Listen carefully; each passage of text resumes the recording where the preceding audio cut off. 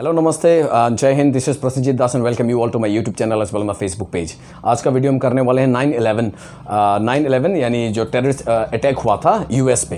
तो 9/11 को समझने से पहले एक चीज़ देखते हैं। जो हम क्या लिखते हैं, पहले हम लोग डेट लिखते हैं। फॉर एग्जांपल 26/11, तो 26 नवंबर को हम मंथ बाद में लिखते हैं। यूएस थोड़ा सा उल्टा करते हैं, वो पहले मंथ को लिखते हैं फिर डेट को लिखते हैं, यानी नवंबर 11 को ये घटना घटी थी। तो ये बताया जाता है कि ये हमने देखा है, जाना है। तो ये पॉलिटिकल साइंस क्लास 12 के लिए बहुत ज़्यादा ज़रूरी है। उनके चैप्टर नंबर 3 है ग्रुप ए के लिए, और किसी भी कॉम्पिटिटिव एग्जामिनेशन में पूछा जाता है, बिकॉज ये एक टेररिस्ट ऑर्गेनाइजेशन और टेररिज्म के अगेंस्ट में ये स्टेप लिया गया था। तो समझते हैं क्या हुआ था। सबसे पहले एक अरब मिलिटेंट्स हैं, टेररिस्ट ऑर्गेनाइजेशन है अल-कायदा। आप देख सकते हैं अल-कायदा जो ओसामा बिन लादेन द्वारा हेडेड किया जाता है, it is headed by Osama bin Laden. तो उन्होंने क्या किया, 4 ऐसे जो कमर्शियल प्लेन्स हैं ऑफ यूएसए उसको हाईजैक किया। पहले हाईजैक वाली बात इतनी ज़्यादा कुछ लोगों को मालूम नहीं था कि इतना ज़्यादा हाईजैक भी हो सकता है, प्लेन को भी उठ के मतलब किडनैप एक प्रकार का यू कैन से। तो प्लेन को ही कोई थोड़ी उड़ा सकता है या किडनैप कर सकता है, ऐसा कोई सोचा नहीं था। तो ऑब्वियसली ये किसी भी प्लेन को हाईजैक अगर करना है, जब तक उस प्लेन का पायलट, प्लेन का ग्रुप या फिर वो सिक्योरिटी ऑर्गेनाइजेशन जो सिक्योरिटी टीम है एयरपोर्ट में, अगर उनमें से कोई गद्दार नहीं होगा तो ये नामुमकिन है कि प्लेन कभी हाईजैक हो, क्योंकि हथियार चेकिंग होने के बाद जाता है। इवन हम लोग नेल कटर नहीं ले सकते हैं, तो हाउ कोई बंदूक लेके जा सकता है। तो obviously it was helped. So we can say al Qaeda ने क्या किया, उनके जो मिलिटेंट्स हैं ये इनके तो सिर पे डाल दिया जाता है कि जाओ बम से उड़ा दो, मार दो, हुरे मिलेंगे, 72 हुरे मिलेंगे, ये होगा, अल्लाह ने ये बोला वो बोला, गलत करके इनको दिमाग में पॉइजन डाला जाता है। पॉइजन डालकर ही, जैसे कसाब को भी तो पॉइजन डालकर इंडिया में भेजा गया था, इसी प्रकार पॉइजन डाल के काफ़ी लड़कों को, पढ़े लिखे लड़के हैं, अगर प्लेन हाईजैक करके प्लेन उड़ा सकते हैं तो कितने पढ़े लिखे होंगे ये लोग। तो ये भाई साहब खुद ही तो एक इंजीनियर था। सो हर पढ़ा लिखा आदमी जो शिक्षित हो ये ज़रूरी नहीं है, हर कोई पढ़ा लिखा आदमी शिक्षित हो ये ज़रूरी नहीं है। इस गधों ने प्रमाण कर दिया। इन गधों में बहुत सारे इंजीनियर्स भी हैं, बहुत सारे डॉक्टर्स भी हैं। तो इससे मालूम पड़ता है जो इंजीनियर और डॉक्टर पास कर लेने से जो अच्छा इंसान बनेगा ज़रूरी नहीं है। That is just you have qualified in examination and to get a job and to enrich your knowledge. It does not mean that you have become a very good person. So we should be a very good person, an individual first of all, a national first of all. Then we should go for the thing. Like we should not go for all such kind of nonsense things. तो इन्होंने क्या किया, plane को hijack करके, जो World Trade centre ऐसे twin tower कहते हैं, दुनिया का सबसे ऊंची बिल्डिंग थी ये, 2 जो न्यूयॉर्क में है। तो क्या किया, जैसे मॉर्निंग आवर्स जैसे ऑफिस शुरू होता है, दुनिया का सबसे बड़ा बिजनेस टावर है वर्ल्ड ट्रेड सेंटर, जिसको हम लोग ट्विन टावर्स कहते हैं। ट्विन टावर्स जुड़ा है, नोएडा वाला नहीं। तो ये इनमें से प्लेन को सीधा यहाँ पर पहले एक क्रैश कर दिया।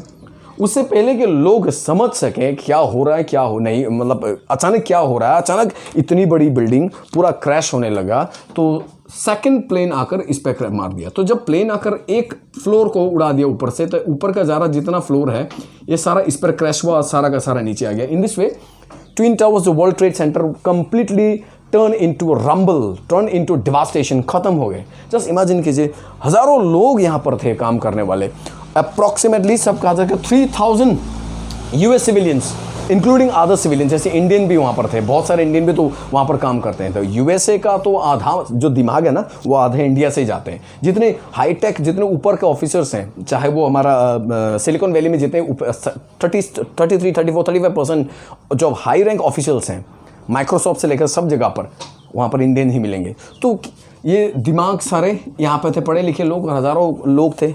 देखो 3000 civilians were killed in a day इस क्रैश में। ये 2 प्लेन यहाँ पर है।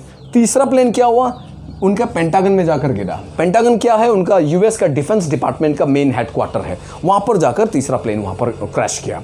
और चौथा प्लेन, ये माना जाता है कि ये शायद किसी द कैपिटल बिल्डिंग है यूएस कांग्रेस का कैपिटल बिल्डिंग, वहाँ पर टारगेट किया गया था, ये माना जाता है। लेकिन ये वो सक्सेस नहीं हुआ, क्योंकि वो पेंसिल्वेनिया में जाकर वो क्रैश हो गया वहाँ पर। यानी ये 4 प्लेन्स अलग अलग जगह पर, ये 4 हाईजैक हुए थे। जस्ट इमेजिन इनके जो दिमाग और प्लानिंग का प्रोसेस देखें। इन लोगों को यूज़ किया था तो ये गधे यूज़ भी हो गए।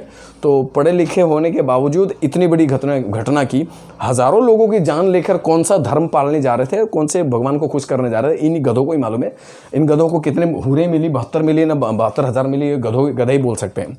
सो ये अमेरिका के लिए बहुत बड़ी ज़बरदस्त चुनौती थी, because one of the biggest like attacks on terrorist attacks on US land. US में इतना खतरनाक देश, इतना पावरफुल मिलिट्री देखो, फाइनेंस में देखो, टेक्नोलॉजी में देखो, सब में आ गई। उसके बावजूद उनके देश में घुसकर प्लेन घुसाकर क्रैश कर देना, that was one of the biggest Shem for this big country like USA. आगे क्या हुआ वी कैन सी, जो ब्रिटिश और यूएसए इसको डिक्लेयर करते हैं, यूएसए ने इसको डिक्लेयर किया कि जो ब्रिटिश बर्निंग है 24 अक्टूबर 1814 में 24 अक्टूबर में और अगस्त में सॉरी ब्रिटिश बर्निंग की घटना घटी। तो ब्रिटिश ट्रुप्स ने वाशिंगटन में जाके अटैक करके उनके जो मेन पार्लियामेंट है वो जला दिया, बुरा बहुत कुछ बर्बाद किया था उन लोग का। तो वो भी एक घटना थी, शर्म वाली घटना है। ब्रिटिश ऑफ सोल्जर्स जाके उनको आक्रमण करना उनके देश में, वाशिंगटन में। फिर पर्ल हार्बर वाली घटना जो जापान ने बदमाशी की थी 1941 में। पर्ल हार्बर मूवी अगर देखेंगे आप समझ में आएगा।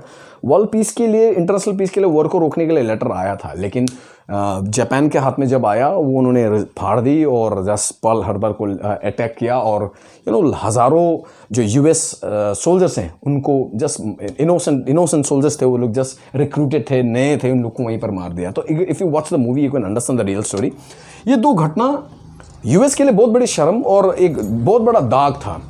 इस दाग से भी बड़ा, इस घटना से भी बड़ी घटना ये 9/11 को मानते हैं। तब उन्होंने वहाँ पर क्लिंटन वहाँ का प्रेसिडेंट था, उसको सक्सीड किया था जॉर्ज बुश ने। जॉर्ज बुश वही है यानी जो पहले के जॉर्ज H.W. बुश, उनके बेटे जॉर्ज बुश ने फिर प्रेसिडेंटशिप ली और उन्होंने डिक्लेयर कर दिया ऑपरेशन इंड्योरिंग फ्रीडम, अर्थात global war on terrorist.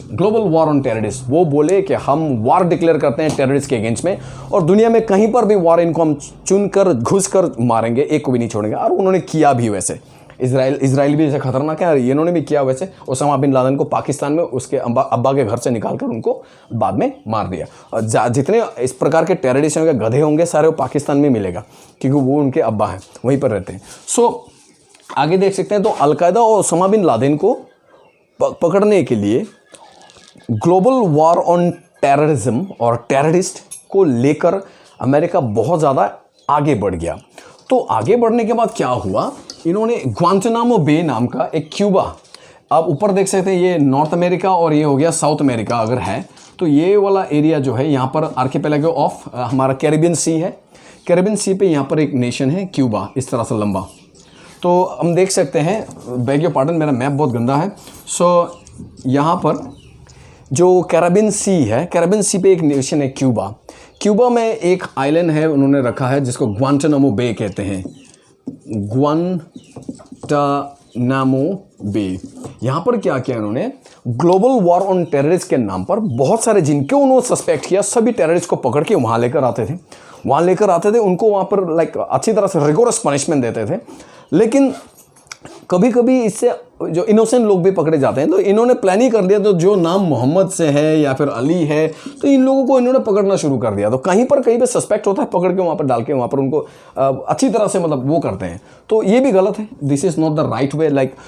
Terrorist को पकड़ना, टेररिज्म को खत्म करना, that's okay. War on terrorist that's okay, but for that 1% or 2% have done something, the entire religion और entire people will be wrong, that is wrong, that is absolutely wrong. तो इन्होंने गुस्से में आकर, क्योंकि इतने ज़्यादा सिविलियंस मारे गए, तो उसको गुस्से में अगर उन्होंने गलत डिसीजन ले ली थी।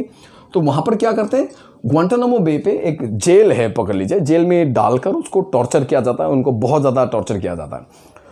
इसके अगेंस्ट में जब हमारा प्रेसिडेंट बना यूएसए का बैरक ओबामा, उन्होंने एक बार कोशिश की थी इसको ख़त्म करने के लिए, इसको रिमूव करने के लिए, इसको हटाने के लिए। ये यूएस नेवल का जो नेवल है यानी नेवी फोर्सेस है, उनका एक बेस कैंप है वो क्यूबा में, उसी पर वो उन्होंने एक जेल बना कर रखा प्रिजन। वहाँ पर एक्सट्रीम टॉर्चर करते हैं उन टेररिस्ट को, अगर पकड़ते हैं, डाउट भी करते हैं तो भी पकड़ लेते हैं।